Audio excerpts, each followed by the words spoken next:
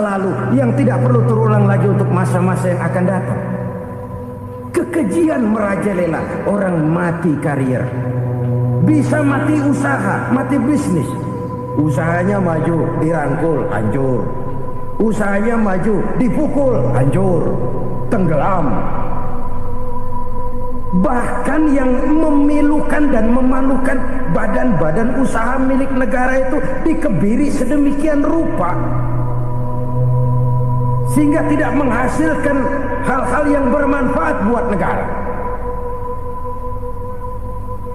Saudara-saudara kaum muslimin rahimakumullah, kalau nafsu yang sudah mengatur itu semua, maka kekejian pun merajalela.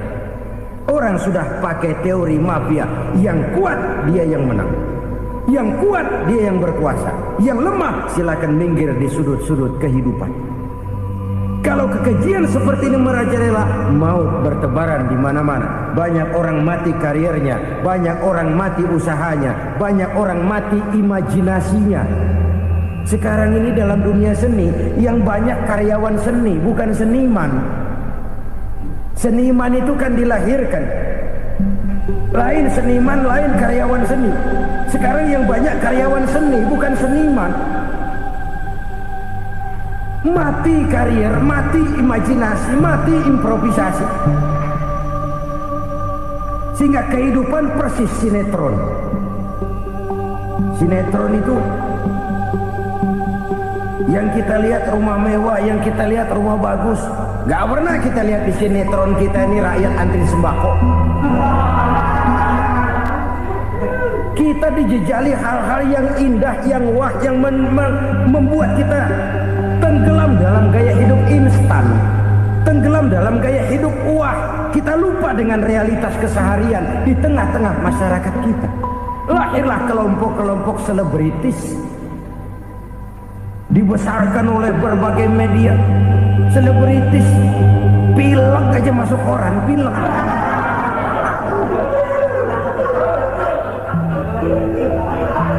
Rakyat yang pingsan antri beras nggak masuk koran.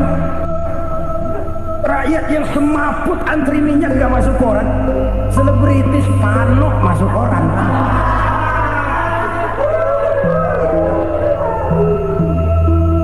Kita besarkan hal-hal kecil, kita kecilkan hal-hal besar. Kenapa? Kita mengejar oplah, kita profit oriented, tidak lagi berorientasi kepada realitas hidup yang kita hadapi ini. Kalau kekejian sudah merajalela, kata Nabi, maka maut bertebaran di mana-mana. Maut dalam artian maut, coba lihat sekarang begitu murah nyawa. Karena 1000 perak orang mau nusuk bunuh. Karena beras seliter orang khilaf, begitu murah kehidupan.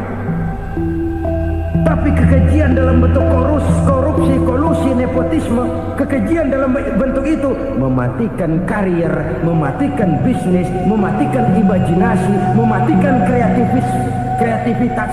Itu juga maut dalam bentuk lain akibat kekejaman lain. Ini penyebab yang ketiga. Yang keempat, penyebab bencana menurut baginda Rasul, wala tuffiful mikyala illa muni'un nabat. Apabila timbangan sudah dicurangi, maka tercegahlah tumbuh-tumbuhan. Apabila timbangan sudah mulai curang, maka terjadilah musim paceklik.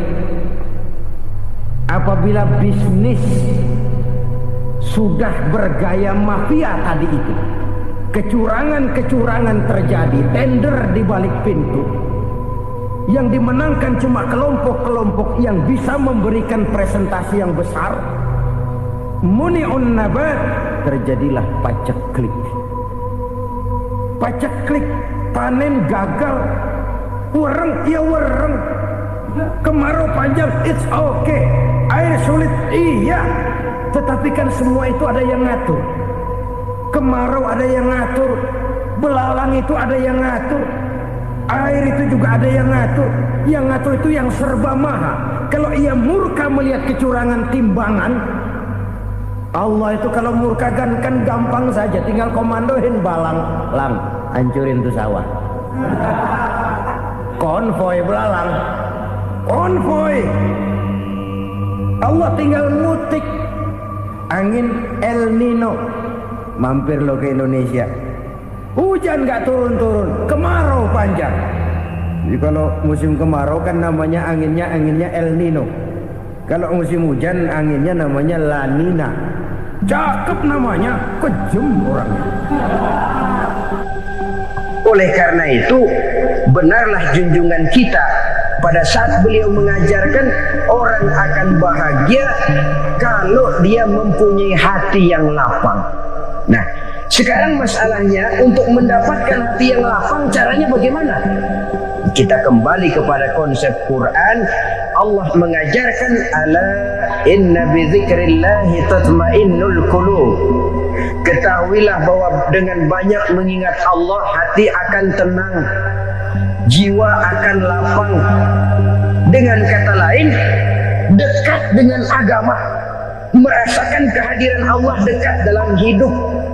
Itu muara pertama untuk mencapai hati yang lapang. Ala inna bi dzikrillahi tatmainnul qulub. Jangan macam orang sekarang ingin mendapatkan ketenangan lalu tapak di puncak gunung, di gua-gua, di tempat sepi. Iyalah kalau nggak ada ular. Kalau tergigit ular berbisa, ketenangan belum mati jelas itu. Islam positif untuk mendapatkan ketenangan. Ala inna bi dzikrillahi tatmainnul qulub. Bahwa ketahuilah bahwa dengan banyak mengingat Allah, hati akan tenang, jiwa akan lapang, nuansa pikiran akan luas. Karena yang namanya bahagia ada dimanapun manusia berada. Di kampung ada bahagia, di kota ada bahagia, di ngarai, di lembah, di gunung, di hutan, di lautan, di angkasa luar. Dimanapun bahagia itu ada kalau kita bermodalkan hati yang lapang ini. Dan hati akan lapang kalau kita dekat dengan agama. Dekat dengan harta buat sementara hati mungkin tenang, tapi ketenangan yang relatif dan temporer. Apalagi orang tiap kali tambah harta, tiap kali tambah rencana. Itu wajar. Mungkin sebelumnya saudara berpikir, kalau punya duit 5.000 enak nih. Begitu punya duit 5.000, aduh sayang kalau 10.000 aja.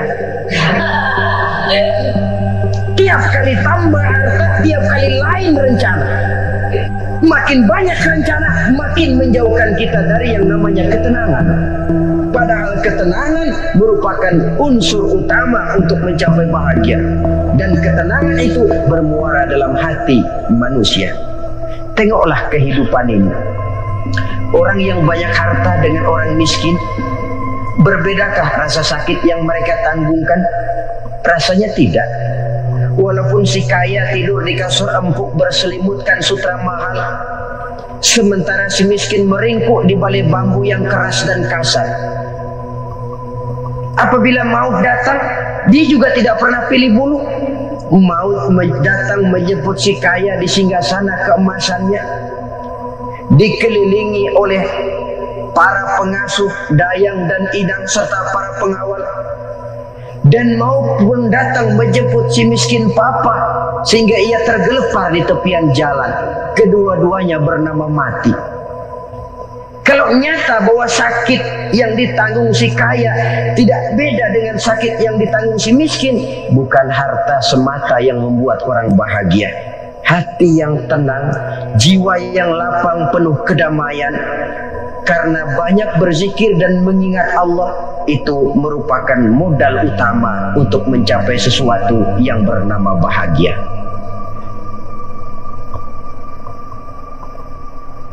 Saudara hadirin yang saya hormati, inilah yang pertama dari 4 ciri yang digambarkan oleh Nabi tentang tanda-tanda orang bahagia. Dan harus berangkat dari yang pertama ini, hati yang lapang. Ini yang harus kita miliki lebih dahulu. Baru nanti akan menyusul kepada poin yang ketiga, kedua, dan selanjutnya. Sebab kalau hati sudah terisi dengan jiwa yang lapang, seluruh persoalan insya Allah akan bisa kita atasi dengan sebagaimana mestinya.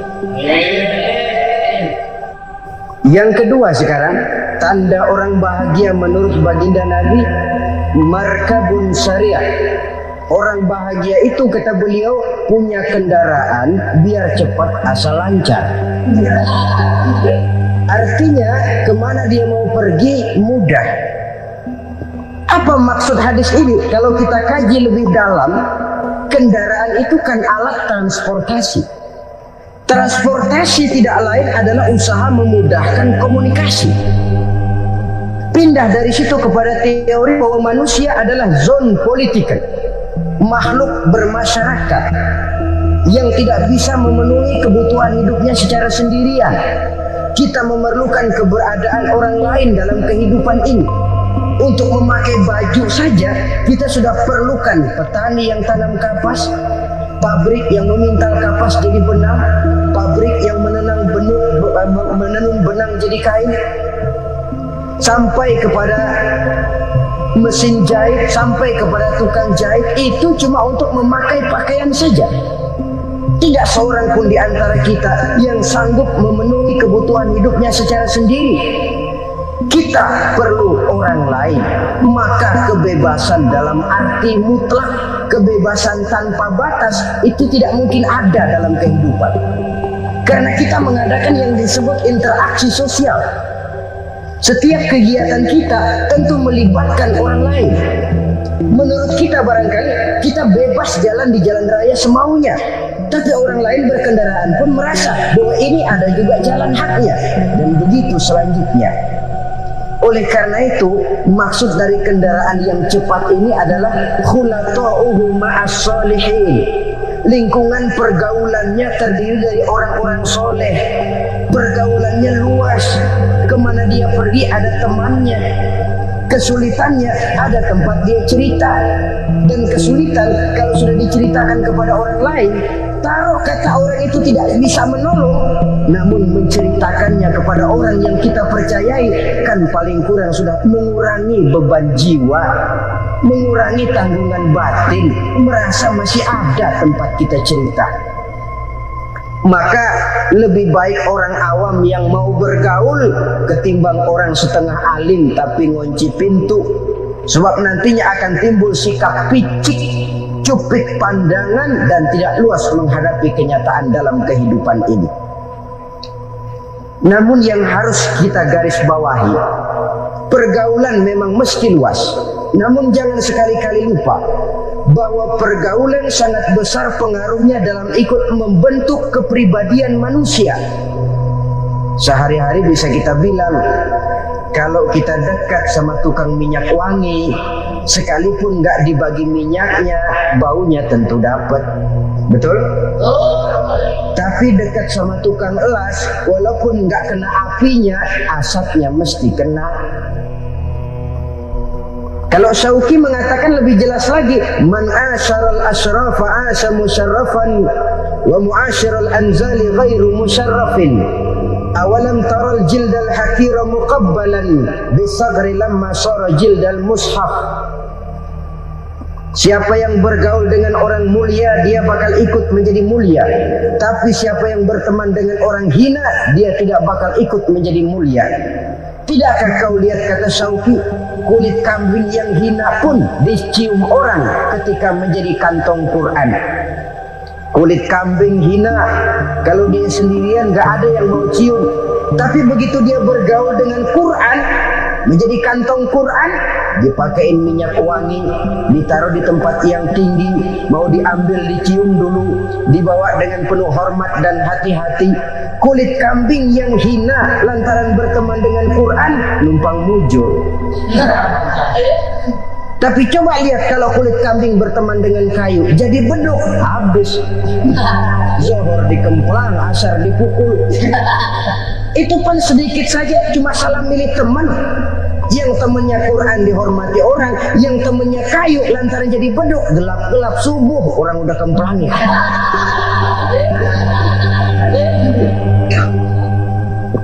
Maka terutama kepada adik-adik remaja yang masih mencari identitas diri, yang ibarat kaset masih kaset kosong, mudah diisi oleh apapun. Pandai-pandailah memilih teman dalam bergaul, karena banyak orang yang tadinya baik-baik, ketika terseret dalam pergaulan dengan orang yang tidak baik, kebaikannya menjadi lentur dan luntur. Tapi berapa banyak bajingan-bajingan tengik, orang-orang yang berlumur noda dan dosa, tiap hari melakukan maksiat, namun bergaul dengan orang yang baik-baik, pada akhirnya sedikit demi sedikit beringsut dan berangsur dia terbiasa mengikuti kebaikan-kebaikan. Saya tekankan ini kepada remaja karena mereka masih mencari identitas diri. Apa yang mereka lihat mereka mau, apa yang mereka dengar mereka ingin tahu. Coba lihat kehidupan remaja. Pulang nonton film Rambo, pengen jadi Rambo, gagah, maunya belekai melulu. Pulang nonton film Superman, pengen bisa terbang. Pulang nonton India, nyanyi melulu. Wajar, mereka masih mencari identitas diri. Saya ini sebenarnya siapa? Lingkungan, pergaulan akan membentuk itu. Karena itu pandai-pandailah bergaul, karena ia sangat besar pengaruhnya dalam ikut membentuk kepribadian manusia. Apalagi sifat yang jelek lebih cepat menularnya ketimbang sifat yang baik. Sifat yang baik, watak yang soleh itu lambat sekali untuk menular. Tapi yang tidak baik, kan prosesnya mah kalau remaja biasanya mula-mula dengar. Karena dengar lalu pengen tahu. Karena pengen tahu lalu ngeliatin. Begitu ngeliatin kan pengen nyobain. Setelah nyobain ketagihan. Ini prosesnya. Yang namanya ganja, morfin, narkotik awalnya kan begitu. Mula-mula dengar katanya kalau sudah fly to the sky, sudah melayang ke langit katanya, disitulah puncak kebahagiaan. Mulanya cuma dengar. Karena dengar pengen tahu. Karena pengen tahu lalu melihat, kumpul sama orang yang suka ngeganja. Setelah melihat, nah pengen ngerasain. Begitu ngerasain, enak juga, ketagihan. Kalau sudah ketagihan jadi penyakit kronis, bisa merembet kepada yang lain. Iya, kalau orang tuanya mampu untuk beli morfin, beli ganja. Kalau tidak kan pikirannya ngayap, jemuran siapa ya gue sabar. Timbullah perbuatan-perbuatan negatif yang bermula dari salah pergaulan. Apalagi buat adik-adik remaja yang tinggal di kota-kota besar, yang pengaruh budaya, pengaruh kesenian, pengaruh struktur kehidupan yang nampak makin individualistis, di mana persaingan tajam, tensi ekonomi tinggi, orang mudah mengalami stres. Pandai-pandailah dalam bergaul, sekali lagi, karena ia sangat besar pengaruhnya dalam ikut membentuk kepribadian manusia. Orang bahagia punya kendaraan yang cepat, artinya punya pergaulan yang luas, dan lingkungan pergaulannya terdiri dari orang-orang yang soleh. Kemana dia pergi ada teman, kesulitannya ada tempat dia cerita. Tapi kalau sudah menyendiri, hidup sendiri, kesulitan dipikiri sendiri, bisa mati belum waktunya. Tidak ada tempat berbagi rasa, tidak ada tempat bercerita, tidak ada tempat mengurangi beban dalam kehidupan. Pantas betul kalau Islam sangat menggalakkan dan menganjurkan orang kalau sudah sampai waktunya itu untuk melangsungkan nikah. Kata Nabi, ya ma'syarus syabab man istata'a minkumul ba'at falyatazawwaj. Hai para pemuda, kalau sudah mampu memberi nafkah, kawinlah, nikahlah kamu. Kenapa? Sudah ada teman hidup, tempat berbagi rasa. Kesulitan kalau ada tempat cerita akan lebih ringan ketimbang kita telan sendiri, walaupun bobot kesulitannya sama beratnya. Saudara-saudara kaum muslimin rahimakumullah, inilah ciri yang kedua, punya kendaraan biar cepat asal lancar. Kemana kita mau pergi gampang. Dengan kata lain, setelah hati yang luas, pergaulan yang luas. Dua, Yang ketiga sekarang, tanda orang bahagia itu menurut Nabi misbahun mudhi'un, punya lampu yang terang. Oh, itu enggak problem. Sekarang sudah zamannya listrik masuk desa, Pak. Lampu sudah terang semua. Betul, kalau itu yang dimaksud. Tapi tidak cuma itu. Karena lampu yang dimaksud di sini, lampu yang akan menerangi seluruh perjalanan hidup. Dan perjalanan hidup itu sudah dimulai sejak kita terlahir ke alam ini sampai masuk ke alam barzakh, kumpul di padang mahsyar sampai ke akhirat. Lampu yang menerangi itu yang diperlukan. Kalau lampu, katakanlah yang paling top sekarang kan lampu jenis Mercury. Taruhlah itu di rumah kita, dia cuma menerangi rumah kita, menerangi hati pun tidak sanggup. Bila kita masuk ke alam barzakh, alam kubur, sanggupkah si Mercury yang begitu terang menerangi alam barzakh kita? Tidak sanggup lagi. Sanggupkah lampu yang ratusan watt, bahkan puluhan ribu watt menerangi kehidupan di padang mahsyar? Tidak akan sanggup lagi. Kalau demikian, yang dimaksud lampu yang terang di sini apa? Tidak lain amal soleh, kebajikan yang kita lakukan dalam hidup. Itu yang akan jadi lampu penerang. Di dunia nama kita akan terang, jasad kita boleh hancur terkubur tanah, tapi nama kita akan dikenang orang. Begitulah kalau orang meninggalkan kebajikan dalam hidup seperti sekarang. Ribuan orang tiap saat berziarah ke kubur Imam Syafi'i, ke kubur Imam Malik, ke kubur Imam Ghazali, ke kubur orang yang baik-baik, orang yang soleh-soleh. Kebajikannya yang ditinggalkan, yang mengukir namanya dengan tinta emas. Sehingga saudara sudah terbaring di alam kubur, orang lewat, Allah, ini kuburannya Fulan bin Fulan dulu, ini kebaikannya Masya Allah, saya ikut merasakan. Mari kita mampir sebentar, kita Fatihah. Mohon disampaikan Allah pahalanya kepada almarhum. Al-Fatihah. Itu kalau orang baik-baik. Lalu saudara tanya, Pak, orang mati dikirimin Fatihah apa nyampe pahalanya? Saya jawab, kalau saudara nggak percaya, mati dulu dah. Nanti saya Fatihain, tungguin di sana, umpama nggak sampai balik lagi kemarin. Sekarang ini kan maunya otak-otakan saja, kalau nggak masuk otak nggak percaya. Padahal alam gaib itu nggak bisa diotak-otakin. Sama saja dengan saudara pernah dengar cerita kapal tanpa emas tenggelam kan? Pernah nggak? Di mana? Di laut Masa Lembo. Begitu ke Lampung Mas tenggelam, ratusan penumpang itu terjun ke laut, dipermainkan gelombang, berjuang menghadapi maut itu.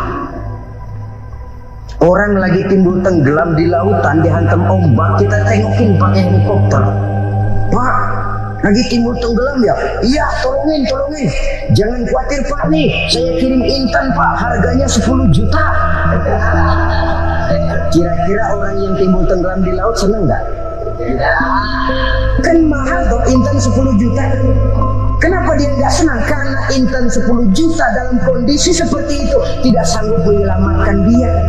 Dia akan girang kalau dikirimin ban mobil bekas, dikirimin papan terentang atau bambu. Intan yang 10 juta dia nggak girang, ban mobil bekas yang 1000 perak tuh pegang, itu yang dia girang betul. Inilah sebabnya Nabi berkata, mal mayyitu fi qabrihi illa kal ghariqil mutaghawis. Orang yang meninggal di alam kuburnya seperti orang timbul tenggelam di lautan. Yantaziru da'watan min ahli, menunggu doa dari keluarganya yang masih hidup. Duh, bapak saya sudah meninggal, saya sayang benar sama dia. Kirimin kulkas ke kuburannya. Itu sama saja dengan tadi orang tenggelam di lautan dikirimi intan yang harganya 10 juta, tidak sampai. Begitulah kalau kebajikan yang kita tinggalkan dalam hidup, sudah mati pun kubur kita masih diziarahi orang. Tapi kalau jahat yang kita tinggalkan, boro-boro lah orang mau doa lewat dekat kuburan kita juga seram. Bajingan no, dulu mati dipendam di situ tuh. Jangan lewat situ, ntar kesurupan, jangan. Lewat saja orang ngeri. Konon lagi membacakan Fatihah dan mengirimkan doa. Hidup pada hakikatnya adalah kesempatan untuk berbuat baik. Maka sekali kesempatan itu diberikan, manfaatkan dengan sebaiknya. Sebab kesempatan kedua tidak akan pernah ada. Kesempatan berbuat baik di sini, di akhirat sudah pembalasan namanya. Sekali kesempatan itu dicabut, dia tidak akan pernah dikembalikan lagi. Kata Iqbal, hidup tidak mundur ke belakang, Bung. Berhenti diinjak orang, mundur hancur. Tidak ada kata mundur dalam hidup ini. Berhenti diinjak orang, mundur kecebur. Tidak ada kata lain, harus maju dalam kehidupan dalam artian yang positif. Hidup adalah kesempatan untuk mengumpulkan kebajikan yang sebanyak-banyaknya. Di situ nilai daripada manusia. Sekarang ini memang nggak kelihatan kok, orang yang banyak pahala sama yang banyak dosa nggak kelihatan kok. Barangkali kalau habis bikin dosa palanya pada benjol, mungkin orang takut sama dosa. Tapi sekarang sama saja, orang yang banyak dosa dengan yang nggak banyak dosa jalan bareng dari belakang, sama, nggak kelihatan beda. Tapi ada waktunya di mana pahala memegang peranan, di mana dosa diperlihatkan. Sama saja kalau kita bawa mobil siang, lampu kan nggak begitu berfungsi. Apa lalu bilang, alah ini lampu berat-beratin, copot-copotin aja dah. Tidak perlu begitu. Kenapa? Pada satu saat malam senja akan datang. Bila matahari terbenam, senja pun datang, gelap mulai merayap, disitulah baru terasa perlunya lampu. Pahala begitu. Sekarang orang yang nggak ada pahalanya nggak kelihatan dalam kehidupan. Tapi pada satu saat senja kehidupan akan datang. Ajal merenggut nyawa, malam merayap, dan hidup mulai diliputi kegelapan di alam barzakh. Dikala itu kalau nggak punya lampu, alangkah malangnya kita. Sebab amal yang baik, kata Nabi, di alam barzakh itu akan diciptakan menjadi perempuan yang cantik menemani kita. Amal yang jahat akan menjadi orang yang paling jelek nemenin kita. Udah di tempat gelap yang nemenin jelek.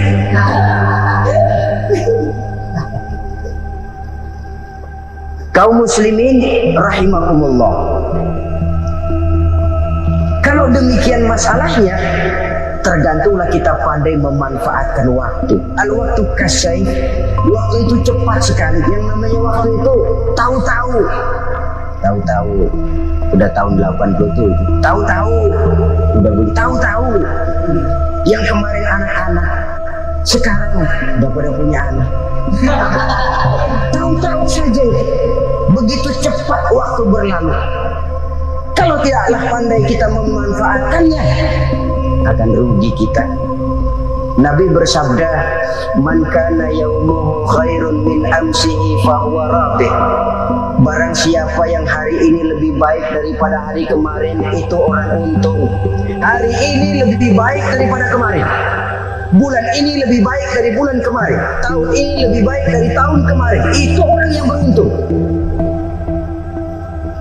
Tahun kemarin sembahyangnya maghrib doang, sekarang udah tambah isya.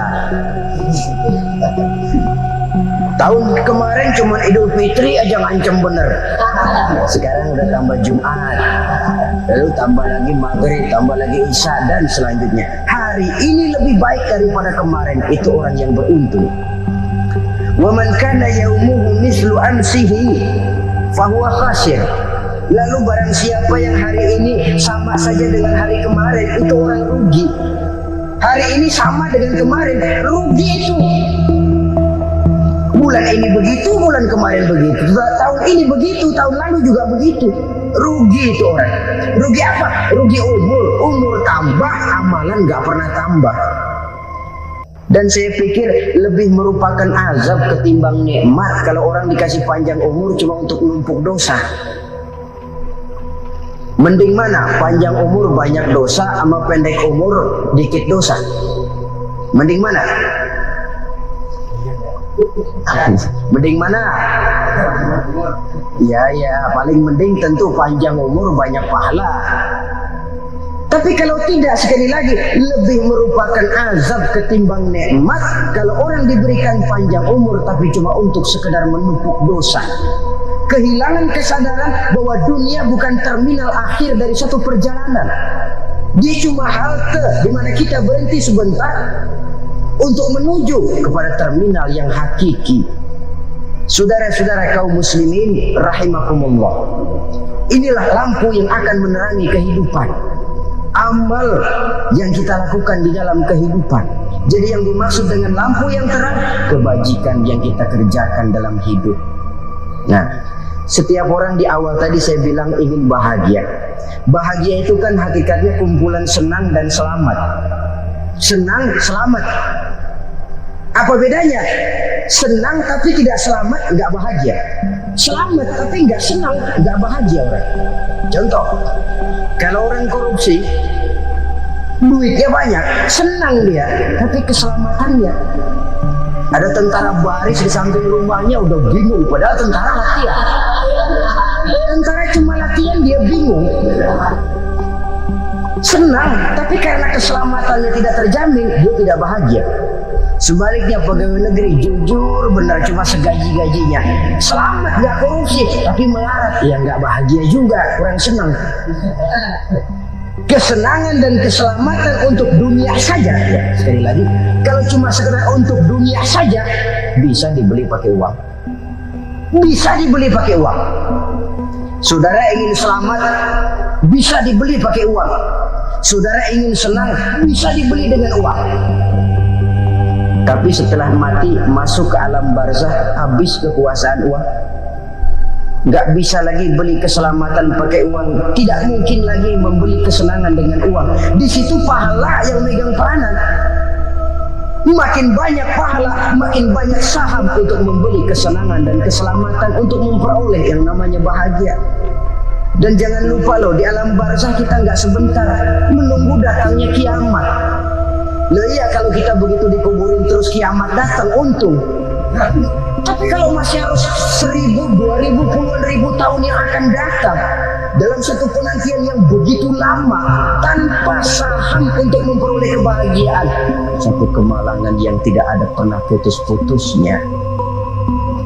Janganlah tergelincir oleh kebahagiaan sebentar yang menipu dengan mengorbankan kebahagiaan hakiki yang berjangka panjang. Apa artinya senyum sejenak kalau harus ditebus dengan tangis seumur hidup? Biarlah kita minum jamu, pahit memang, getir memang, tapi kan besok badan sehat.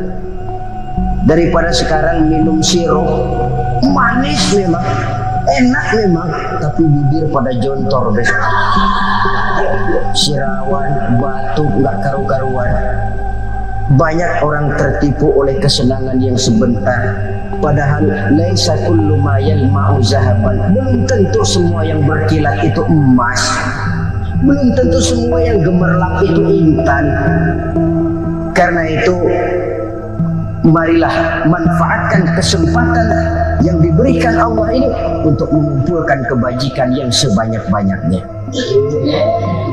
Yang terakhir sekarang, yang keempat, tanda orang bahagia kata Nabi. Zaujatun salihah. Orang bahagia itu tanda yang keempat kata Nabi, punya istri biar cakep asal taat. Udah surga itu, cakep taat. Istri kayak gitu, kalau belum mati jangan dikuburin dulu. Sudah cakep taat lagi. Tapi kadang-kadang enggak, udah jelek ngadat melulu. Apa yang mau dipilih?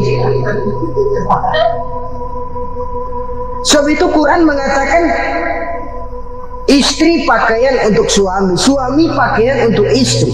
Kenapa suami istri diibaratkan pakaian? Alangkah tingginya gaya bahasa Quran ini.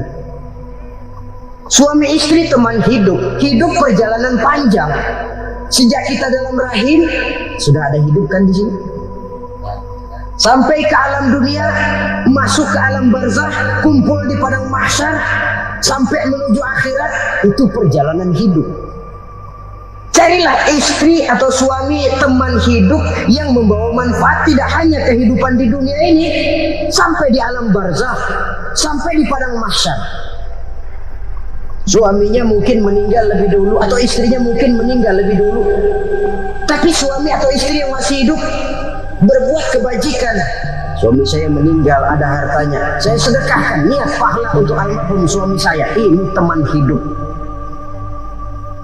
Tidak dibatasi dan tidak bisa dipisahkan oleh maut sekalipun. Zohirnya mungkin pisah, badannya mungkin pisah, tapi hatinya, jiwanya, kebersamaannya dalam menghadapi kehidupan. Karena itu, saudara-saudara, bahasa Quran indah. Suami istri diibaratkan seperti pakaian. Apa fungsi pakaian? Pertama, pakaian jadi kebanggaan. Artinya, suami harus menjadi kebanggaan istri, istri harus jadi kebanggaan suami. Yang kedua, pakaian itu kan fungsinya menutup aurat. Artinya, sesama suami istri harus saling menjaga kekurangan masing-masing. Jangan malah sesama suami istri saling membongkar rahasia dan aibnya sendiri-sendiri. Istrinya diceritain jeleknya di mana-mana, atau suaminya dibongkar rahasianya di pasar umum. Itu sudah tidak lagi berfungsi sebagai pakaian.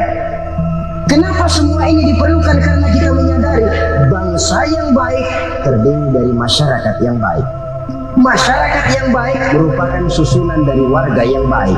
Warga yang baik adalah terdiri dari rumah tangga yang baik, dan rumah tangga yang baik merupakan susunan dari pribadi yang baik. Dari situ langkah dimulai. Membangun satu bangsa yang baik diawali dengan membangun rumah tangga yang baik, dengan menciptakan pribadi yang baik, sehingga dari sini diharapkan berkembanglah nilai-nilai kebaikan. Orang akan bahagia mempunyai istri yang soleh. Kenapa? Tidak ada seorang suami bisa sukses jadi apapun dia, apapun profesinya, dokter kah, kiai kah, mubalik kah, petani kah, pengusaha kah, pejabat tinggi kah. Tidak ada seorang suami yang bisa sukses tanpa peran serta istrinya. Walaupun memang peranan itu tidak begitu kelihatan, tapi sangat menentukan. Karena itu, saudara hadirin yang saya hormati, Islam sangat menghargai kaum wanita, memberikan kedudukan yang tinggi sepanjang tidak mematikan kodrat kewanitaannya. Nah, kalau sudah kesuksesan ini diawali dari rumah tangga, karir di masyarakat mudah untuk dikejar. Tapi keberantakan di rumah tangga merupakan kegagalan pertama di tempat lain. Di mana Rasulullah sallallahu alaihi wasallam bersabda, "Arba'un min kanzil jannah." Simpanan surga ada 4 macam. Yang pertama, ikhfa'us shadaqah, menyembunyikan sedekah. Saudara-saudara kaum muslimin, sebagaimana yang kita maklum bahwa Allah Subhanahu wa taala melebihkan sebagian rezeki dari kita terhadap yang lain. Ada yang kaya, ada yang setengah kaya, ada yang miskin, ada yang setengah miskin, dan selanjutnya. Ada yang gajinya kecil tapi penghasilannya gede. Ada yang penghasilannya gede tapi nggak punya gaji. Ada juga yang memang gajinya gede dan penghasilannya gede. Kelebihan rezeki merupakan sunnatullah dan tidak harus membuat kita merasa lebih dari yang lain. Bahkan sebaliknya, kelebihan itu harus membuat kita ringan tangan untuk menolong mereka yang memang memerlukan pertolongan. Kalau saudara diberikan ilmu, maka pertanyaan akhirat cuma satu: ilmumu kau amalkan untuk apa? Kalau saudara diberikan umur yang panjang, pengadilan akhirat juga bertanya satu: umurmu kau habiskan di mana? Tapi kalau saudara diberikan harta, pengadilan akhirat akan bertanya dua: hartamu kau dapat dari mana? Kau belanjakan kemana? Dari mananya ditanya, dan kemananya juga ditanya. Oleh karena kita akan dimintakan pertanggungan jawab, maka amanah yang bernama harta ini harus kita gunakan dengan sebaik-baiknya. Ada penggunaan yang merupakan kewajiban, itu zakat namanya. Ada penggunaan yang sewaktu-waktu, itu infak namanya. Ada yang lebih sewaktu-waktu lagi, dan itu sedekah namanya. Zakat dia terikat oleh haul dan nisab, oleh putaran batas waktu dan ukuran dari harta itu sendiri. Sedangkan infak terikat oleh situasi dan kondisi perekonomian seseorang. Sedangkan sedekah tidak terikat dengan apapun. Dalam kondisi seperti apapun kita bisa melakukan sedekah dengan yang terkecil sekalipun. Sampai-sampai Rasulullah sallallahu alaihi wasallam mengajarkan, la tahqiranna minal ma'rufi syai'an walau an talqa akhaka biwajhin talik. Atau ada hadis, tabassumuka fi wajhi akhika laka sedekah. Senyumanmu kepada temanmu adalah sedekah. Jadi untuk melakukan sedekah tidak harus dalam berbentuk uang. Dengan ilmu kita bisa sedekah, dengan tenaga kita bisa bersedekah, dengan pikiran kita bisa bersedekah, bahkan senyum kepada teman itu pun sedekah. Jadi kalau sedekah dengan uang memang belum punya uang, nyengir aja banyakin. Itu asal pada tempatnya, jangan lalu ketemu tiang listrik cengengesan. Tentu tidak pada tempatnya dan tidak wajar. Nah, sedekah yang paling dicintai Allah adalah sedekah yang disembunyikan. Artinya jauh dari sifat riya. Kan kadang-kadang ada orang sedekah itu disebutkan namanya, apa tidak bagus? Kalau memang niatnya ikhlas, ya bagus-bagus saja. Untuk memberikan sugesti kepada yang lain. Di Fulan bin Fulan Jombang sekian diumumkan. Boleh kalau niatnya untuk memberikan rangsangan kepada yang lain supaya dia menyumbang lebih besar dari orang tadi. Tapi kalau itu mendatangkan riya, maka sedekah yang paling dicintai Allah adalah sedekah yang disembunyikan. Tangan kiri saja tidak tahu apa yang diberikan oleh tangan kanan. Sedekah yang dilakukan dengan ikhlas akan merupakan perbendaharaan surga, tersembunyi dari pandangan orang lain, tidak seorang pun tahu. Karena memang sikap yang baik adalah melupakan kebaikan dan mengingat kesalahan. Itu salah satu ciri orang bahagia. Orang yang selalu mengingat kesalahannya dan berusaha melupakan segala kebaikannya. Kalau dia akan ada kebaikan, dia tidak bisa ikut, dia merasa rugi karena dia merasa belum pernah berbuat baik.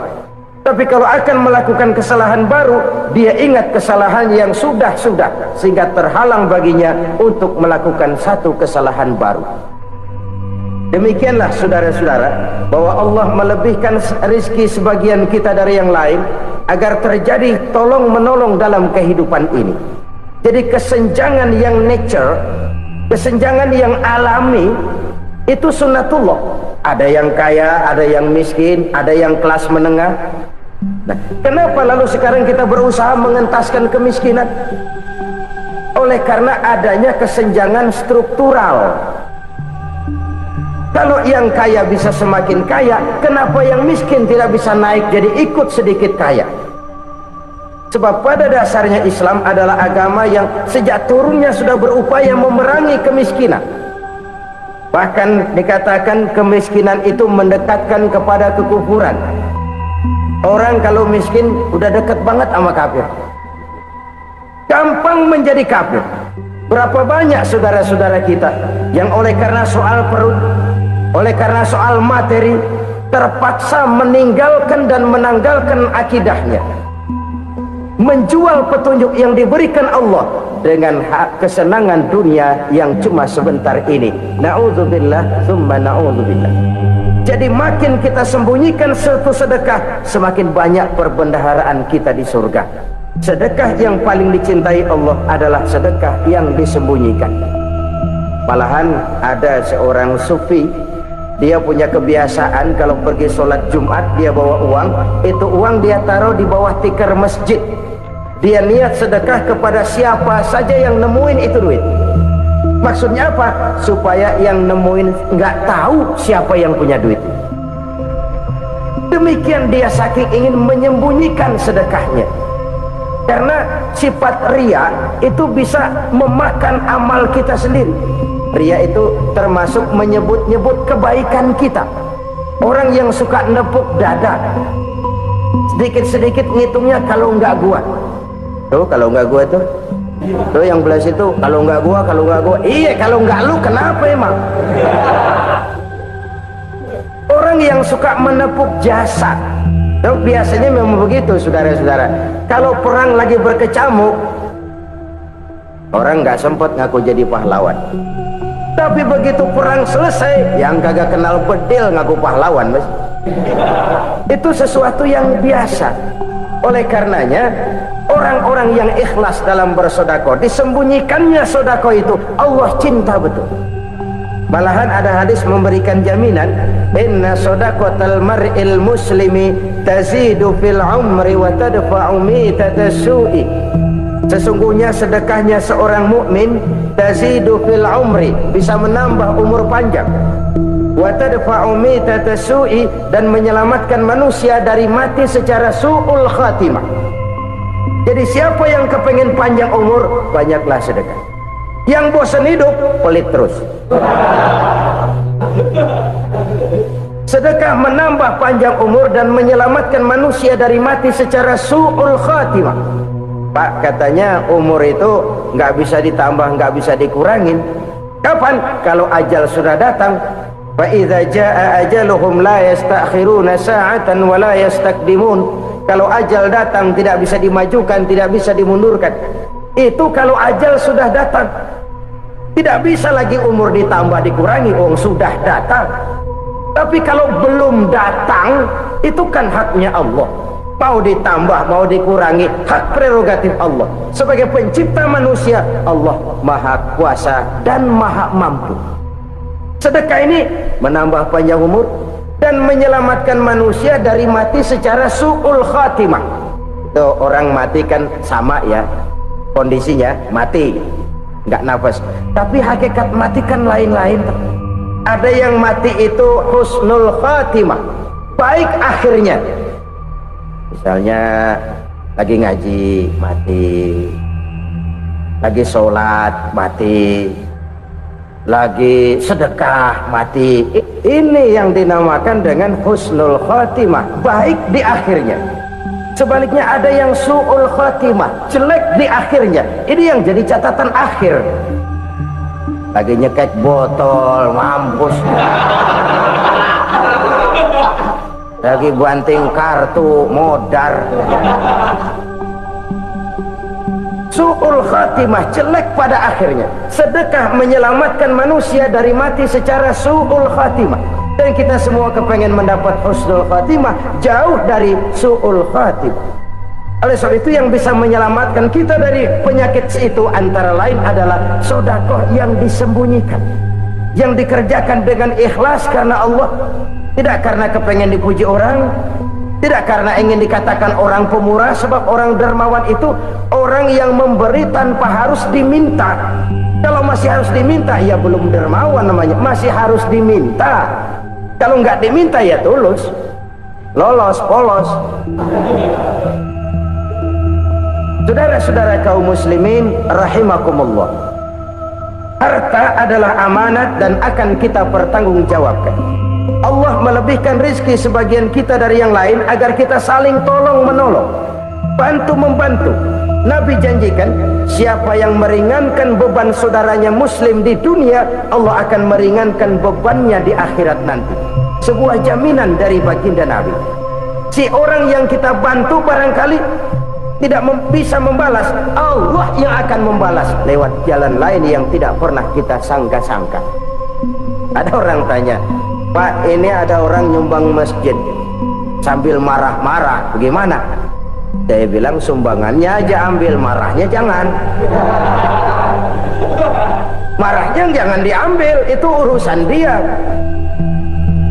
Saudara-saudara kaum muslimin rahimakumullah, umat Islam ini kan umat yang punya potensi besar. Kadang kita merenung, kenapa kadang-kadang pembangunan masjid kok lambat sekali? Kalau hotel hari ini peletakan pertama, bulan depan peresmian. Supermarket hari ini peletakan batu pertama, minggu depan peresmian. Tapi kalau sudah yang namanya masjid, kadang-kadang peletakan batu pertama sekaligus jadi batu terakhir. 3 tahun, 4 tahun, campur nebar jalak di jalanan, duit dijaring kayak ikan sepat. Apa tidak ada orang Islam yang kaya? Banyak. Apa tidak ada pengusaha muslim yang jadi konglomerat? Ada. Lalu yang belum banyak itu yang komit terhadap nilai-nilai agamanya.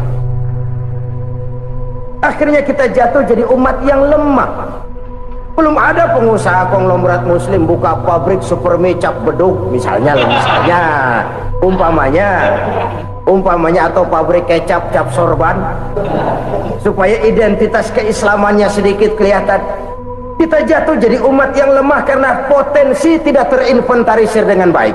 Kita ini ibarat kompor yang cuma matengin nasi orang lain. Potensi kita dimanfaatkan oleh orang lain. Ukhuwah Islamiyah kita baru terbatas kepada silaturahmi. Ukhuwah di bidang ekonomi kita lemah, ukhuwah di bidang kebudayaan kita lemah, apalagi ukhuwah di bidang politik kita lebih rapuh lagi. Padahal ukhuwah itu adalah totalitas kehidupan manusia, menyangkut ipolek sosbud, memerlukan nilai-nilai ukhuwah. Jadi oleh karena itu mari kita menyadari, di dalam harta kita, walaupun kita yang cari, pergi pagi, pulang sore, peras keringat, banting tulang, di sana ada harta anak yatim, di sana ada hak masjid, di sana ada hak pesantren, di sana ada hak jihad. Berbahagialah seseorang apabila dia oleh Allah dijadikan keran. Keran itu menyimpan air, tapi tidak untuk dirinya, tapi disalurkannya kepada mereka yang memang memerlukannya. Saudara-saudara kaum muslimin rahimakumullah, ini yang pertama. Jadi perbendaharaan surga adalah menyembunyikan sedekah. Orang lain nggak tahu, kita pun nggak pernah ngitung-ngitung. Kita anggap lewat begitu saja, padahal itu deposit akhirat. Satu. Yang kedua, perbendaharaan surga itu apa? Wakitmanul musibah, menyembunyikan kesulitan. Kadang orang takut menghadapi kesulitan, tapi makin kita merenung, hidup ini kan sebenarnya urusan. Takut sama urusan ya jangan hidup. Tandanya orang hidup itu kalau punya urusan. Urusan melupakan problem, problem sering menimbulkan kesulitan. Kesulitan bukan untuk ditakuti, tapi untuk diatasi dan dicarikan jalan keluarnya. Siapa sih orangnya yang nggak pernah sulit-sulit? Makin tinggi status sosialnya, makin gede urusannya. Makin tinggi kualitas imannya, makin berat tingkat kesulitannya. Cuma memang yang namanya enak itu seperti pelangi. Biang lala itu nggak pernah di atas kepala kita, di atas kepala orang melulu. Lu sih enak lu, kata kita. Dia juga bilang yang enak kan lu. Pelangi itu nggak pernah di atas kepala kita. Kata tukang beca, aduh enak ya naik Mercy. Kata tukang beca, apa yang di dalam mobil Mercy? Aduh enak bener tukang beca, di jok ngeringkuk ngorok pules bener. Saya kamar pakai AC, sejuk, tempat tidur sutra, empuk, alga, spring bed, kulak kulik, nggak bisa pules kalau belum minum Valium, belum tidur. Enak bener tukang beca, di jok ngorok nggak tahu wetan kulon. Si tukang beca bilang yang di Mercy enak, yang di Mercy bilang tukang beca enak. Inilah enak, nggak pernah di atas kepala kita, di atas kepala orang lain melulu enak itu. Nah saudara-saudara, yang merupakan perbendaharaan surga itu orang yang bisa menyembunyikan kesulitan, baik pribadi ataupun rumah tangga. Nih terutama rumah tangga yang jadi soal. Kadang-kadang kita ini kalau senang, sebaliknya kalau senang kita diam, kalem aja, cuek. Banyak banget duit kita, bawaan diam aja udah, malah ketemu orang takut. Tapi begitu susah sekampung tahu. Padahal Nabi mengajarkan perbendaharaan surga itu menyembunyikan musibah, menyembunyikan kesulitan. Kalau enak, cerita sama orang-orang. Kalau nggak enak, rasain sendiri, tekan sendiri, atasin sendiri. Kita kan sebaliknya, tenang kita diam, asal lagi susah, paling tidak kita nyari teman buat cerita kesusahan. Siapa orangnya yang nggak pernah susah?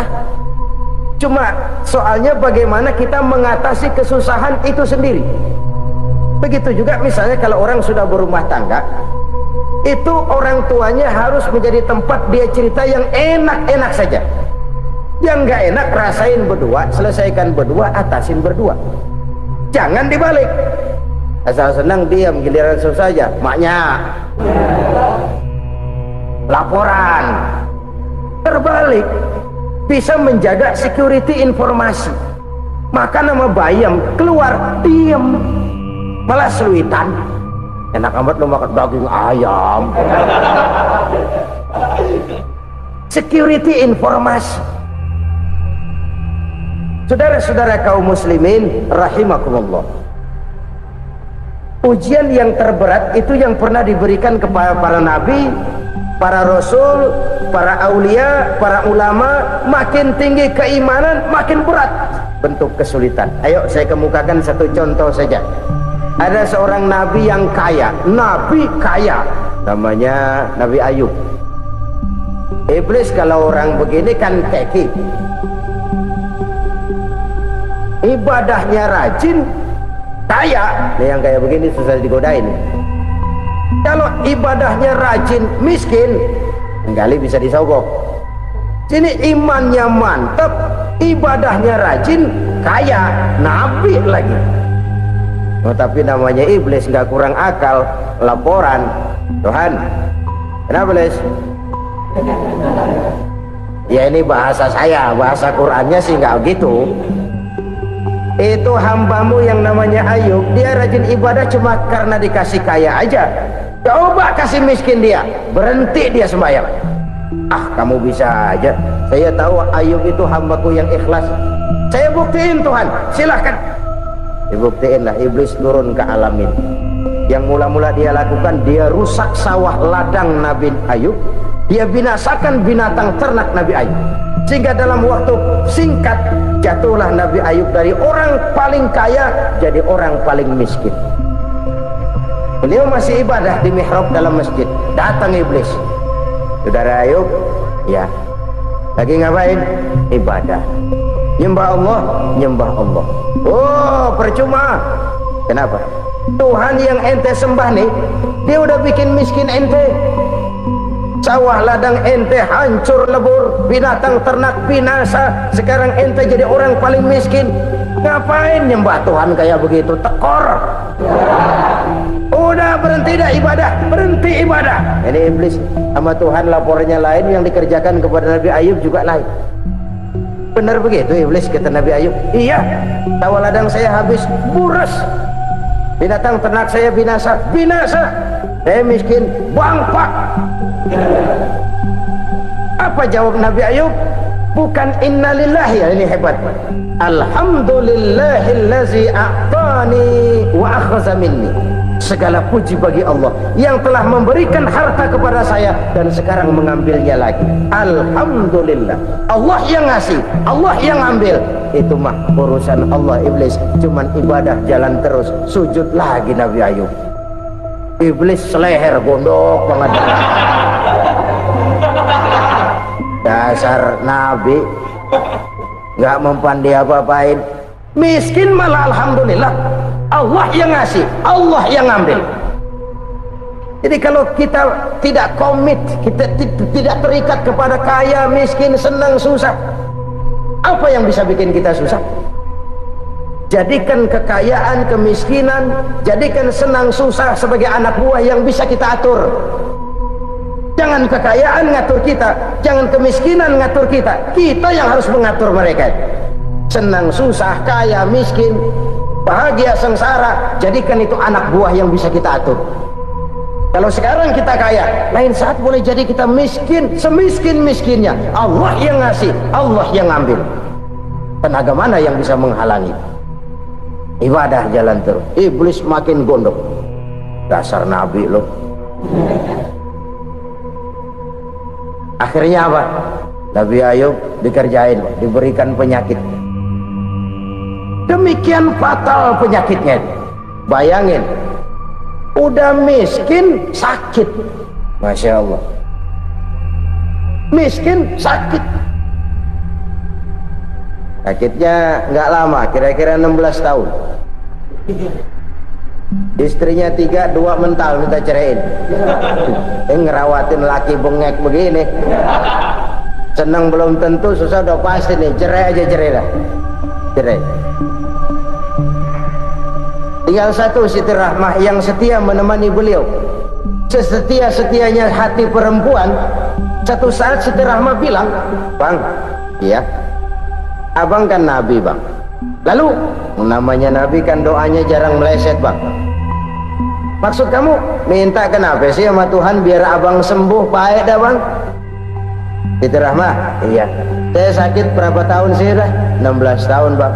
Sebelum ini saya sehat berapa tahun? Ya kira-kira 60 tahun bang. Nah coba ente banding-bandingin Rahmah.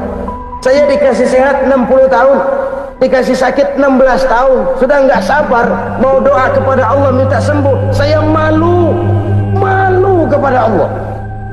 Diuji dengan yang luar biasa seperti ini, tidak mengganggu stabilitas kehambaannya. Dia tetap menghamba kepada Allah Subhanahu wa ta'ala. Saudara-saudara kaum muslimin rahimakumullah, kunci menghadapi kesulitan itu apa? Allah jelaskan dalam satu ayat, wa basyiris sabirin alladzina iza asabathum musibah qalu inna lillahi wa inna ilaihi raji'un. Gembirakan orang-orang yang sabar. Siapa mereka itu? Yang apabila mendapat musibah mereka kembali kepada keyakinan dasar, segalanya dari Allah dan segalanya akan kembali kepada Allah. Ini konsepsi dasar dari sikap muslim dalam menghadapi berbagai kesulitan. Segalanya dari Allah, segalanya akan kembali kepada Allah. Kalau ini sudah kondisi dasarnya, maka kita akan lapang menghadapi kenyataan bagaimanapun pahitnya. Apakah itu namanya miskin, apakah itu namanya sakit, bahkan maut sekalipun, segalanya dari Allah, segalanya akan kembali kepada Allah. Ini sikap hidup, bukan sekedar ucapan. Kita kadang-kadang menjadikannya sebagai ucapan, mulutnya sehingga berhenti innalillahi wa inna ilaihi rajiun, tapi nangisnya terus gerung-gerungan. Bukan itu, ini kesadaran moral. Kalau segalanya dari Allah, segalanya kembali kepada Allah, kan sebenarnya cuma nunggu giliran. Hari ini saya nyembayangin dia, entah hari apa saya disembayangin orang. Hari ini saya antar dia ke kubur, entah hari apa orang nganterin saya ke kubur. Hari ini saya tahlilkan dia, entah nanti kapan orang tahlilkan saya. Segalanya dari Allah, segalanya akan kembali juga kepada Allah. Oleh sebab itu saudara-saudara, kesulitan bukan untuk ditakuti, kesulitan justru untuk diatasi, dicarikan jalan keluarnya. Dan tidak ada orang yang tidak pernah mendapat kesulitan, tidak ada. Semakin tinggi status sosial, semakin tinggi kualitas keimanan, semakin besar juga tingkat kesulitan. Hanya saja bagaimana cara kita mengatasinya. Dan Al-Quran menyatakan inna ma'al usri yusra, di balik kesulitan itu pasti ada kemudahan, roda itu berputar. Karena itu Rasulullah sallallahu alaihi wasallam mengingatkan kepada kita, ta'arraf ilallahi fir raha ya'rifka fisyiddah. Ingatlah kepada Allah di waktu kamu senang, supaya Allah ingat kepada kamu di waktu kamu susah. Kalau waktu senang kita ingat kepada Allah, kita susah, Allah tidak akan meninggalkan kita. Tapi kalau waktu senang kita jauh dari Allah, sujud tidak sempat, dengan masjid jauh, ketika senang kita lupakan Allah, nanti begitu kita susah, Allah lupakan kita, dan itu menyakitkan. Oleh karena itu orang-orang tua kita dulu bilang, kalau lagi sehat ingat-ingat lu bakal sakit nanti. Kalau lagi kaya ingat-ingat satu saat kita bakal jatuh miskin. Bahkan kalau lagi muda ingat-ingat kita bakal tua. Dan yang terpenting, kalau lagi hidup ingat-ingat kita bakal mati. Saudara-saudara kaum muslimin rahimakumullah. Jadi yang kedua yang merupakan perbendaharaan surga, menyembunyikan musibah. Saudara-saudara kaum muslimin rahimakumullah. Hal ketiga yang merupakan perbendaharaan surga adalah wasilaturrahmi. Orang yang suka bersilaturahmi. Sebagaimana yang kita maklum bahwa manusia adalah makhluk yang disebut zoon politika, makhluk sosial yang tidak mungkin hidup sendiri-sendiri. Betapa dan siapapun kita memerlukan orang lain. Bodoh betul manusia kalau tinggal di tengah masyarakat tapi tidak mau bermasyarakat, merasa hebat sendiri, pintar sendiri, gagah sendiri, kaya sendiri, mungkin kalau mati juga ngubur sendiri.